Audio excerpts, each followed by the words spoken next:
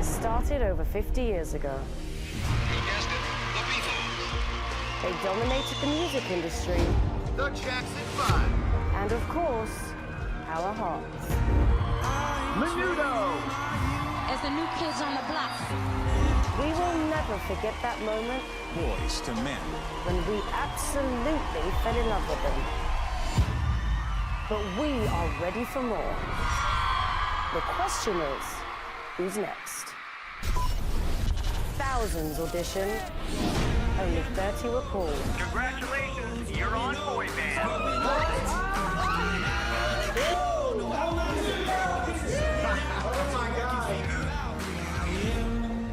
And they are here tonight. I would be the leader. I would be the soul of the boy band. I would be the nice guy. The funny one. That heartthrob. For a once-in-a-lifetime audition in front of music legends. Nick Carter of the Backstreet Boys.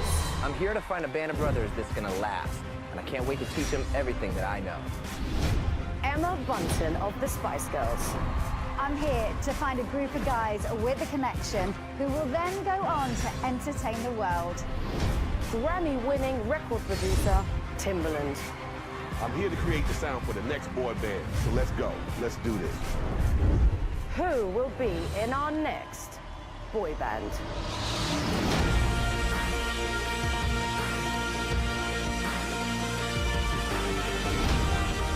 It all starts right now. Lots of friends and fans in the audience today. I do. I know a lot of them, actually, and we have some loyal fans throughout the years, I'll tell you that. Well, 20-something years and counting. I won't. What's that say? 20-something years Oh, and counting. 24, right? 24 years. Amazing. And now you're starring in Boy Band, which is a new show, ABC. You're an architect, essentially. That's what Yes. it's a judge, it's a coach, but it's an architect, and you're trying to find the best boy band out there, correct? Basically, yes. Yeah. So Boy Band is it's a show obviously on ABC. It airs on Thursday nights, and it's awesome because after 24 years, this gives me the opportunity to really to kind of give back. You know, these boys are anywhere between like 15 and 24 years old, and they're just beginning their careers and their lives. And this is one of the biggest stages that you could ever perform on in front of America. And so we as architects, our job is to really sort of mentor these kids, at the same time as judge them so they perform. We've actually, it's really interesting because what we did was we took 30 of the most talented kids all across America, and their stories are fascinating. I mean, these are things that people can really connect with and relate to. And so what we did is we took the 30, and then on the first show we took them down to about 18. Then we separated them into 3 groups of 6. And then what we have to do is start to kind of eliminate them. And so once we go live, which I think is on the 13th, that'll basically, we'll hand the keys over to America to help us with that elimination process. And then towards the end, we'll hopefully end up with 5 of the most amazing, young, talented future superstars in a new boy band, and I'm excited because I'm working with some of the most amazing professionals that you could ever work with. Emma Bunton, Timbaland, and and it's going to get really interesting too because there's this thing called the war room where we actually go behind the stage and we have to make really quick decision on who we feel is not living up to to par when it comes to their performances and everything. And so we have these healthy debates in this war room, and it gets kind of heated in there. So I mean, hopefully, and our chemistry already right now is amazing as it is, and love working with these guys, and it's just, I'm really excited to see what the dynamic's going to be when we start to pair them up. We're going to be taking some of the kids out of the group, switching them up every week, and we're going to see if they can work together. It's really a hard thing to be in a boy band. It's not easy at all. I mean, how many have actually lasted? Do these kids want to be in a boy band? Do they want to be a part of a team, a part of a family, or is this a stepping stone, to basically become a solo artist if that's really what they want? So I love being in a boy band, have been for 24 years, and I hope that they can learn that love from me. Yeah, well, I mean, you're a great mentor to have on the stage, and working alongside Emma and Timbaland, I feel like you all bring a different dimension. Just seeing from the first episode to that table, essentially. Can you talk a little bit about that and how you're working together with them, and what kind of architect you make? Well, I mean, from my perspective, I'm trying to get to the core of who these boys actually are. Mm-hmm. Because I think if we can find a real person, someone that has real experiences, and then they can, and if you pair them up with the right people and they create a family and a dynamic, it will last, and so I'm asking those questions. Is this what you really want to do? You know what I mean? And obviously we're all focusing as architects on, do they have the talent? Do they have that star quality? Do they have that thing that just makes you want to look at them? That are they true entertainers? I mean, and can they sing? That is even the most important part of this. It really starts with the, do they have the gift, to sustain and to entertain? And I'm excited to go through that process to see what happens, because and we're vetting them big time. So yeah, and you're also teaching them choreography. We saw how you got up on stage and you taught some of the guys some of the choreography that you've seen through the years. I mean, does that come easily to you these days? Or do you think it's gotten easier or harder as you got older to dance, to do the choreography? Well, I think dancing is an individual's sort of expression. It's your own thing. Everybody dances a little differently than the other. Mm-hmm. I've learned over the years to really just kind of be comfortable in my own skin. I'm not dancing like Chris Brown or, like Justin. I have my own thing, you know. And I think that's what I'm kind of searching for from these guys as well. Can they move, because I come from the old school mentality, with our boy bands from the late 90s, early 2000s, where it was about a show. We need to put on a show as well, as be good singers. So I want to see if these guys can do they have the full package? Mm-hmm. Do they have everything in them? So seeing them moving is important to me, and just that's it's a part of it. People want to watch someone dance. They want to dance. They want to feel it. So can they capture, the audience? I feel like the time is ripe right now to have a new boy band, don't you? Absolutely. Yeah. And now that I think about it, because the only group that's really been out there, aside from the Backstreet Boys, still here, still here, is One Direction, but they're a British band. Yeah. When's the last time America has had their own thing? And there's a new generation out there that really wants to, that I think is hungry to experience all the things that we gave our fans. They deserve that as well. So I'm looking forward to America finally having their own boy band. We are, and we're glad to see the Backstreet Boys are still here, right, guys? So excited. You just announced that you'll be staying in Vegas through 2018, so congratulations on that. I'm going to see you guys set up a residency there for a longer period of time. What's it been like doing Vegas? Vegas for us, and the way I see it, it has brought, there's all these things that we use from our songs. It's brought Backstreet Boys back, you know what I mean? It's okay, you can use cliche. it. But, and because it is an opportunity when you are there to be on one of the world's biggest stages, and the production value is just, it's there, the venues, just what you can do in that town, you really can't necessarily do as when you're traveling. Now, in the late, 90s, early 2000s, when we were doing our Millennium albums, Black and Blue, we did have huge productions as well. But, music changed and times changed, and so there was a slight decline. And so we stayed consistent throughout the years and kept touring and kept releasing music. But the value of production really wasn't there to what our fans remember us, from. And so by going back out there and, teaming up with the Access Theater and Planet Hollywood, teaming up with Caesars and Live Nation, we can really deliver a show that kind of reminds people of who Backstreet Boys actually were and still are. When it comes to the dancing, we have about 10 dancers on stage with us. We have we have all of our hits in the show, confetti coming out. It's a huge just production, like these pods that we come flying in out of, and it's very reminiscent of the older days. And I think it's just great because I feel that it's breathed new life into the Backstreet Boys and brought us back into the mainstream, which is really, really great. Yeah, and you it's very different these days because you're all traveling and you have families, and you're a dad now. Yeah. You have a son who's Thank you. 14 months. Yep. Life is different in 2017 for you, right? Yeah, I mean, it definitely is different. And speaking about Vegas, we actually moved, my family, we moved from LA to Vegas because we've actually extended our residency. We exceeded all the expectations out there, from a residency standpoint, and signing on for another 52 shows. And so we have shows that are going to be in November and have, your birthday, yeah, November and February coming up. Yeah, so we moved out there, and obviously this no state income tax really helps, which is great.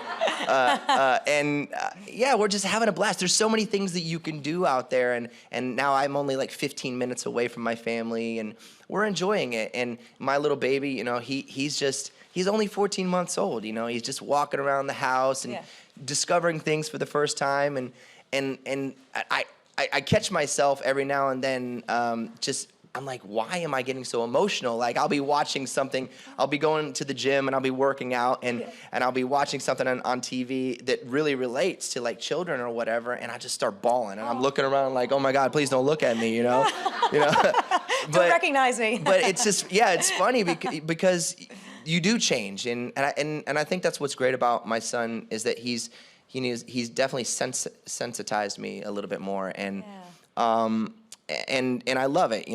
I know the value of life now and what it means, and just the things that are most important to me now. And he's definitely brought that to me. And on the same side of that, you're also like, I feel like the Backstreet Boys are sort of like your family too, right? I mean, what do you think it is that has kept you guys together for so long? You referenced earlier that a lot of bands just don't stay together. Yeah, I mean, the truth is that, and I'm hoping that we can find that on the boy band show, is where they can create that special chemistry that creates magic, and I was able to, I came from a family of 5, and I was the oldest brother in my family. And when I met my new family with the Backstreet Boys, I became the younger brother. Yeah. And there was a lot of things that I learned from my group that I didn't necessarily have or was not taught to me while I was in my family. So, they mean the world to me. They're extremely important. They are my family, and the memories and the things that we have shared throughout the years are extremely special. And the guys in my group, they're great people to look up to. Good people, good values, good family values. The way I see them raising their families. They've taught me so much, and in a lot of ways, I feel as if I have become a part of each one of them. And so. And I think that comes out too when we perform, when we write music, or when we record new music, and we're out there and people can see that chemistry, and it's electrifying. They want to gravitate towards it. They want to watch it. And hopefully we can create that with the boy band. That's great. Looking ahead, are you working on new music with Backstreet Boys? We are, actually. Yeah? All right. There's we got signed to RCA, a major record deal. It had been a very long time since we had a record deal. And in the world that we're living in, you do need power behind you, and maybe that might have been some of the reason that we weren't necessarily on the radio or doing things kind of in the mainstream. Mm-hmm. But now we have that powerhouse behind us, so we're starting to record new music, recording out in Las Vegas and in LA, and we haven't begun the process yet. The songs that have been submitted are high quality music. I'll tell you that it sounds very current, and it's going to be interesting to throw our harmonies, which is not really done anymore. Like, people don't sing in harmony. Everyone wants to be a solo artist, you know.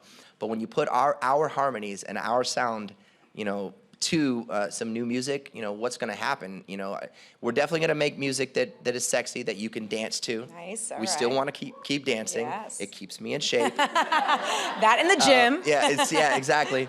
And yeah, I'm looking forward to it. I'm really, really excited.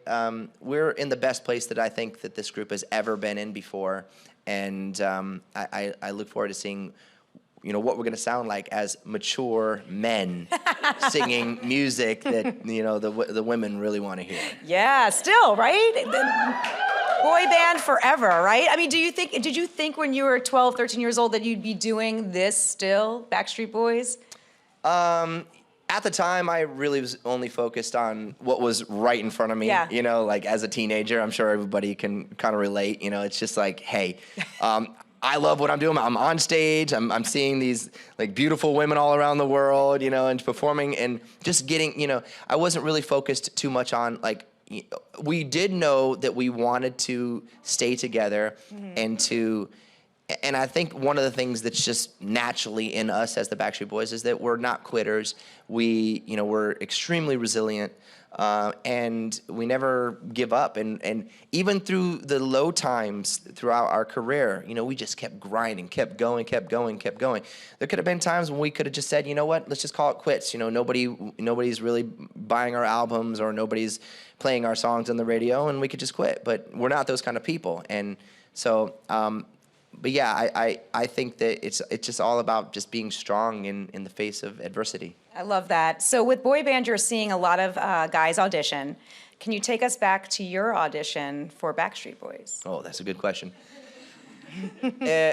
First of all, I was about this tall, and yeah. It was funny because I think I was a really strange boy, you know, like I wasn't singing all the current stuff that was on the radio, like Vanilla Ice or, you know, literally Vanilla Ice. Yeah. Or Paula Abdul or all those things.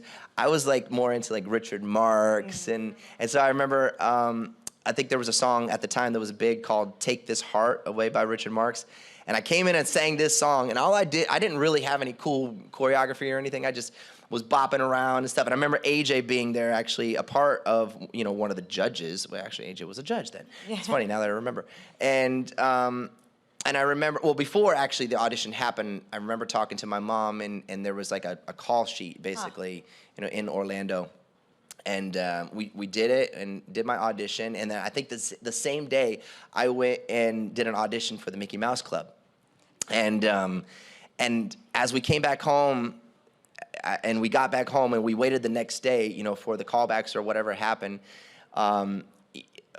nervous about that. Yeah. I got 2 callbacks, and I got one from Mickey Mouse Club and one from the Backstreet Boys, which wasn't called the Backstreet Boys at the time. And the Mickey Mouse Club actually offered me a contract to be on the show. It was like a lucrative contract. It was $50,000 at that time. When I was, 1991, 92. And my mom said, well, do you want to do this or do you want to do that? And I made the choice to go with the Backstreet Boys, which there was no money at the time or no offers. Wow. Which actually turned out to work out later on down the road because even though Justin and Brittany were all in the Mickey Mouse Club, they kind of like folded and then, you know, Backstreet Boys, and the rest was history. The rest was history. That's a big decision to make as a 12-year-old or 11-year-old, however you were, right? Yeah, that's a big decision. You can call it luck, you can call it whatever it is, you know, fate, you know, but, you know, things happen for a reason, and yeah, you never know, but I'm a risky person. That's the kind of person I've always been, to take chances and try things, you know, and kind of push the boundaries and lean into the discomfort, you know, and learn from those things, so. And that's still kind of playing out in my life. Do you feel like you're still learning and you're still growing? And how so, if that? Absolutely, 100%. Just give you a perfect example. I never was this kind of person that basically reads, and I love reading now. Yeah. I love it. It's like one of my favorite things ever. And I'm starting to read more than watch movies and TV. And I'll literally, I'll read to my wife, you know, before bed. She's actually super annoyed because I'll be because I read out loud because I'm working on my voice, you know, or I'll read to my son Odin. Yeah. And obviously he's only 14 months old and he's not caring, but I'm like, I'm hoping this pays off in the Yeah, end. Like, yeah. You know, but yeah, it's just, I love reading right now, and I want to constantly educate myself, you know, learning new words, you know, challenging myself, because I really I didn't really go to school. I was homeschooled, and I don't think that I got the education that I really deserved at the time, because I was going through my family issues and trying to be a Backstreet Boy at the same time. So I'm constantly doing things, studying, you know, memory stuff, all sorts of things that I can do to grow, you know, intellectually. Yeah, and I know you dabbled in directing. You directed and wrote a film last year or the year before. Do you think you'd want to do that again or something like around One of the those hardest lines? things that I had ever done, I give kudos to anybody that's in the industry of producing or making movies or TV. So hard. There's so much that goes into it. And now I'm like, oh, hell no, you know. but again, I'm that risk taker, Yeah. so of course I'll probably do something. And you know, it was just the most random thing that I came up with. This I actually I created this idea. I started writing. I taught myself how to do you know, screenplay writing and everything.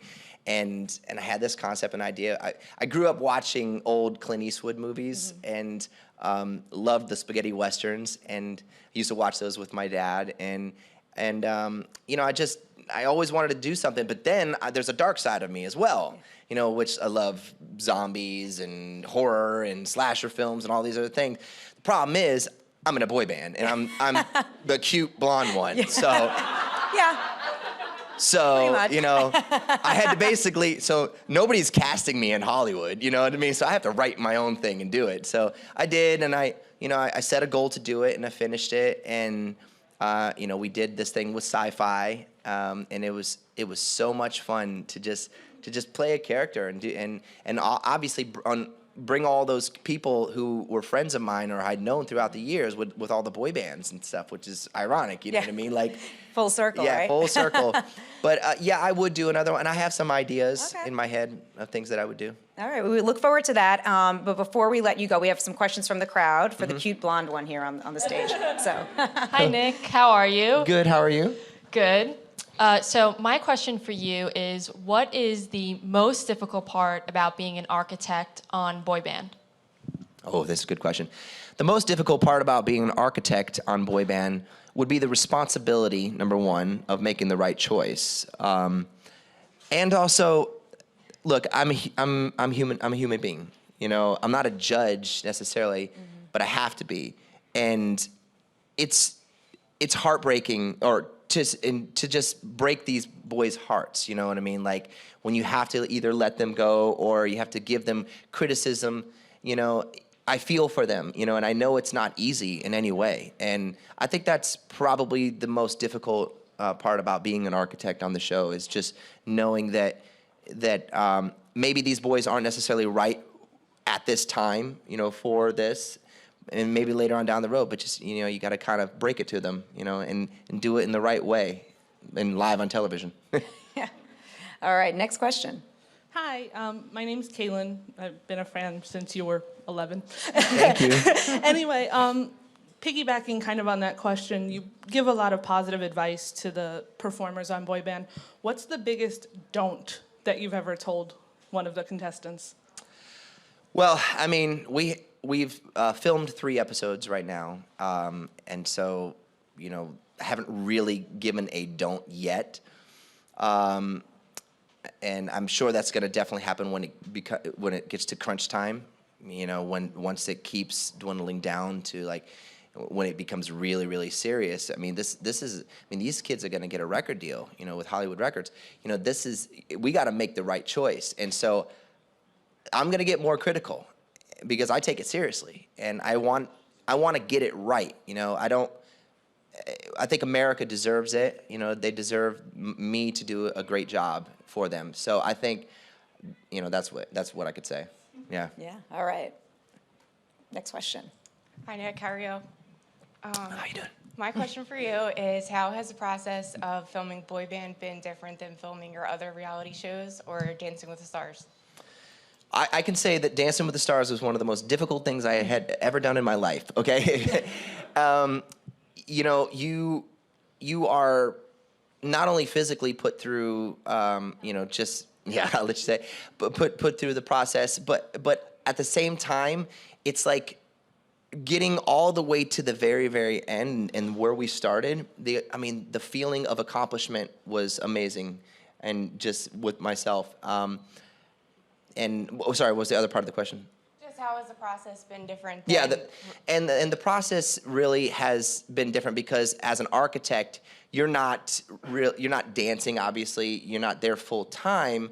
It's going to be, I think, once a week on Thursday for us. We'll come in. We'll maybe do the day before a little prep, you know, on what we have to do and look with everyone. But I would like to say it's a little easier, but at the same time, it's not because of that responsibility that I was talking about. So, but they're kind of two different things because one is more kind of like physically involved, and the other one is, but again, you know, it's a big responsibility either way. Thanks for that question. We have one more question here. Hi, I'm Esther. How are you? How you doing? Better now. So my question is, how would you say that the new generation of singers is different now from when you guys were singing, and how is it mentoring the new generation and also performing for them, because now it's a whole other world performing for people? Well, I mean, these kids actually are, you know, they're savvy. I mean, they're really educated when it comes to like YouTube and everything, you know. And there's a lot of great talent out there. They have practiced and they are definitely ready. There's sonically a different sound that's coming out. I mean, it's like, I'd like to say it's a mixture between some like rap and then singing at the same time, and then, you know, they're just really, really talented, you know, overall. Like vocally, their ranges are high and low. They can. So I think the biggest difference is probably that, you know, these kids are just, I mean, they're just so talented. And what was the other part of the question? How is it mentoring for them? I mean, and also performing for the new generation? And mentoring them, you know, I'm just trying to give these kids a little bit of like sort of like old school influence, you know what I mean? Like just reinstill the things that are valuable to me and to our fan base, you know, in these guys. You know, that again, I talk about the show, you know, like how important that is, you know, that's why I think we've sustained for so many years, is because of our show, because of the performance side of things. And I want to bring that back with these guys. You know, I want them to take it seriously, and mentoring them, you know, it's funny because I never looked at myself like a mentor in any way. And now I'm starting to be that person. And I just we care about these kids. We care about what happens to them, even if they don't make it, you know, on the show, you know, afterwards, giving them advice that they can take with themselves and do better with, you know. I think that's very, very important as well. So, you know, I'm the kind of guy that always looks at things from the positive side of things, like you know, what you can do, and encouraging. And I definitely want to encourage these boys to never stop and continue to chase their dreams. Well, we can't wait to see how this plays out. So check out Boy Band Thursday nights, ABC, and give it up one more time for Nick Carter. Thank you. Yes.